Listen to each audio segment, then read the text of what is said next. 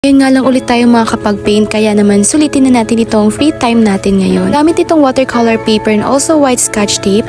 Didikitan natin yung bawat gilid and also prepare na natin yung brush natin. Gagamit pala tayo ngayon ng gouache color or watercolor at ito yung mga kulay na gagamitin natin. And also acrylic na rin.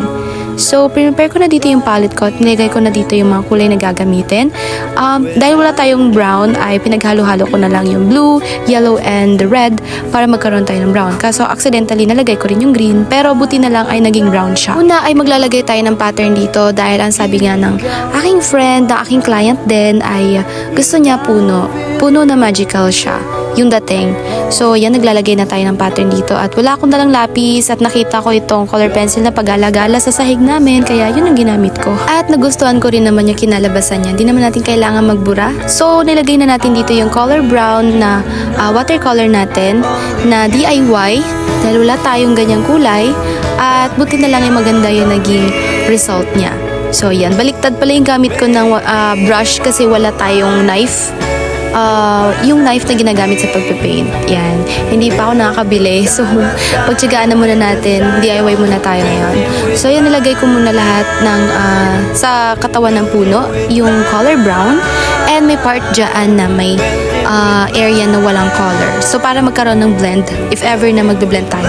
Or maglalagay tayo ng ibang color. So, ayan na yung yellow. Gagamit na tayo ng yellow. Yellow pala yung ginamit kong kulay para sa dahon kasi gusto nga niya is golden or yellow golden. Basta magical siya na puno. Kaya ito yung napili natin na no, hindi natin napili. Siya yung pumili. Ang gulo ha. So, yan na nga yung pinaka-ilalim ng puno. Parang watery siya. And yan na yung pinili kong kulay para magical siya.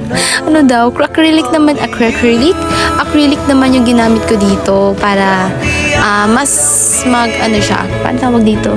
Di ba pag acrylic yung ginamit para mas uumbok siya? Para magkakaroon ng texture. And then, ang tapang ng kulay niya, no? So, kitang-kita dito. Kasi kapag gouache, watercolor lang din naman siya kaya hindi masyadong emphasize yung texture ng puno. Kaya gagamit tayo ng acrylic. So, ayan na nga. Naglagay din ako sa ibaba ng acrylic. Parang golden siya, ganon. Ganon yung gusto kong maging itsura. And then, nilagay pa natin yung iba dito. Umbok-umbok lang, ganyan. Kasi yung dahon, di ba?